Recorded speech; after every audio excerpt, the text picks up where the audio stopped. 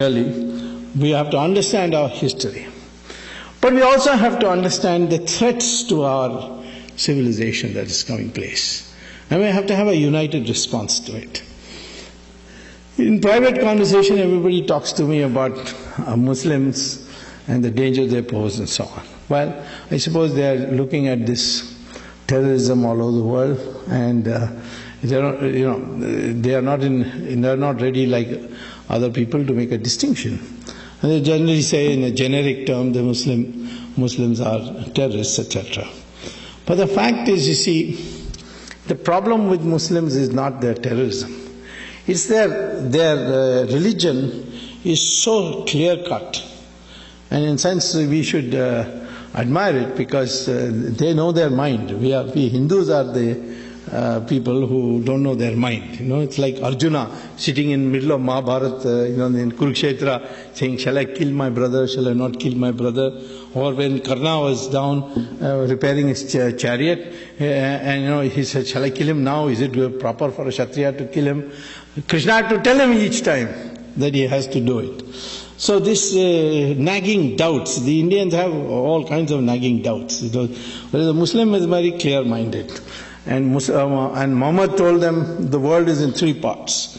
And the Muslim behavior must be different for each of those parts. First part, he said, is Darul Islam. Darul Islam is where the Muslims are in power. They are in majority, they are in power. And he says there should be no allowance, accommodation for any other religion. So either they must convert or be killed. It's as specific as that in the Sirah and Hadith. So in most of these countries where the Muslims are in power, you can see a total intolerance to the minorities. In Saudi Arabia, we have so many Hindu workers there. Can they celebrate Diwali in Saudi Arabia? No. Can they build a Hindu temple like you are able to build here in the United States? No. Can you even carry the picture of Ramchandra Ji in your pocket when you go to work? No. And there are penal offenses if you do it. You can't even have Satyanarayan Puja inside your own house. Now, this is the position of Muslims when they are in majority.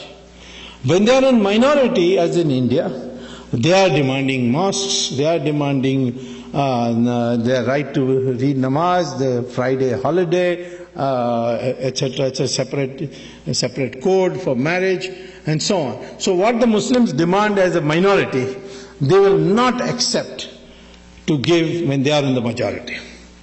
So that's you may not like this point of view, but there's clarity in that mind. And so Muhammad says that when you are in majority, you are not to tolerate any other religion. You must wipe it out.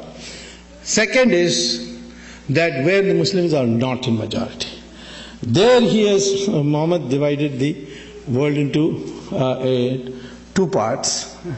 And that is, first part is, which he called as Darul Harab. Darul Harab is where the Muslims are in a sizable minority and the majority is divided. The majority is confused, like we are today, like we Hindus are today. There Muhammad says that the job of the Muslims is to go on demanding more and more concessions by acting collectively and ultimately reach a point where they are able to transform that the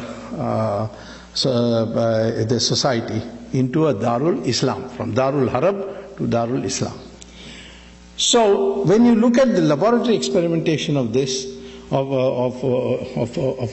selecting, looking for evidence, you see this very clearly. Take Kashmir.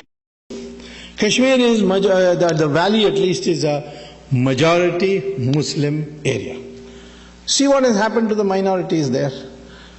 500,000 Kashmiri Pandits have been driven out.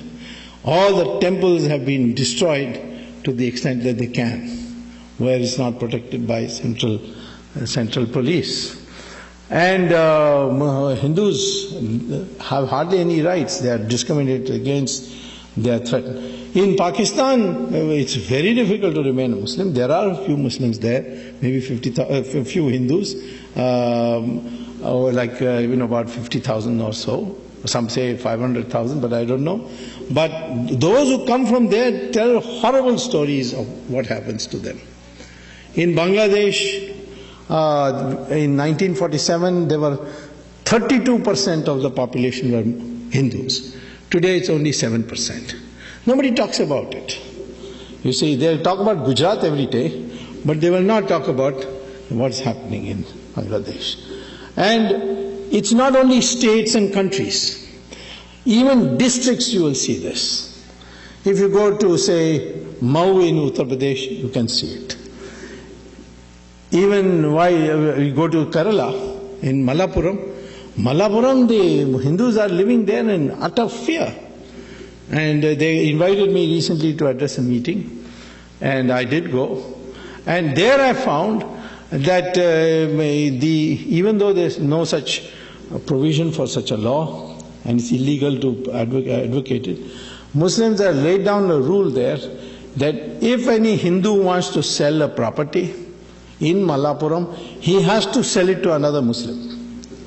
So this is, you can see in a district. Even smaller you go down to Tamil Nadu. Total population of Muslims in Tamil Nadu is 5%. In one area near Vellore, it's called Mel Visharam, there is a town panchayat. In the town panchayat, there is 75% Muslim. And the local body's election, they come to power in the administration of that town panchayat. And they will not give any amenities of the town panchayat to these Hindu areas until they agree to convert. So they make it a condition. You convert, we'll give it to you. Otherwise, we'll not give you. I went there and I saw myself what was happening. So I went to the court and got a court order. And now, of course, the matter is rectified. But I can't do this on a micro basis. I did it as an example, but this is what's happening. This is the mindset of the Muslim. And finally, Muhammad says, if you are in a minority and the majority is united, then Muhammad says, surrender and don't argue with the minority.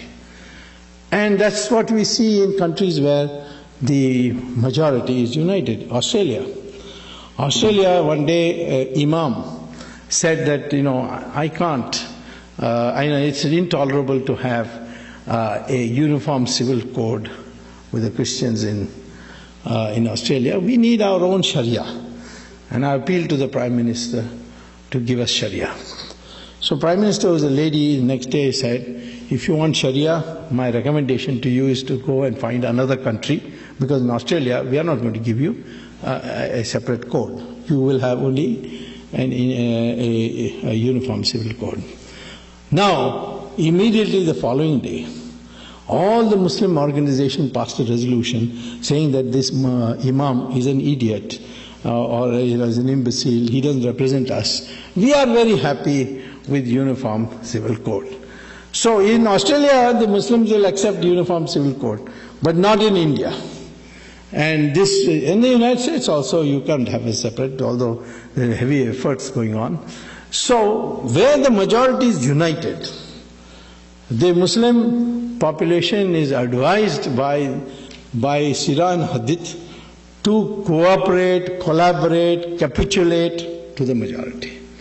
And I think there's a lesson for us in that unity. What is the problem today in India?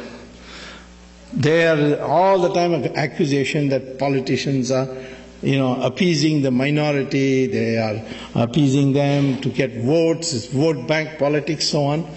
Well, I have talked to those politicians, like Maulam Singh, and I told them, what is this that you are doing? So he said, well, I can't get elected unless the Muslims vote for me. Because the Hindus will only vote, only Yadavas will vote for me. Others will not vote for me. So therefore I have to appease them. And the day the Hindus vote as one block, that day I will put on a tika and say, Jai Shri Ram, and come out of my house. Because I am interested in getting vote, and this is the way to get it. And I am telling you today that all this appeasement talk that you are You people are condemning, I see people condemning politicians for that. I am telling you that the day the Hindus will unite, all these politicians change around. And they will start talking in terms of Hindus and what should be done for them. We are 80% or 80 plus. Even today. And if of this half the population decides to vote for a party which stands for Hindus, that party will get more than majority of the seats. Majority is 272, but according to my calculation, you'll get 320 seats in the 544 member House of Parliament. So how is the Muslim responsible for our plight? It is we, for lack of unity, for lack of ability to vote, at least once, twice, as Hindus, and say that we, for the sake of protection of our civilization, we are going to vote for a party which will work for our interests. Certainly that party cannot be Congress, because the Congress today has been taken over by Sonia Gandhi, who is answerable only to the Vatican, and she promotes Christian missionary activity. We are not against Christians. Christians can propagate as much as they like in India, but we don't want foreign missionaries to come here to India and poke their noses into our internal affairs. But she abets them, she brings them, so obviously voting for them is useless. The only grouping which can possibly work for Hindu interests would be the NDA, and there of course I'm hard at work. Certainly I can tell you, if both Modi and myself get together inside I'm already there, but in terms of decision making, there should be no doubt in anybody's mind that Hindu interests will not suffer.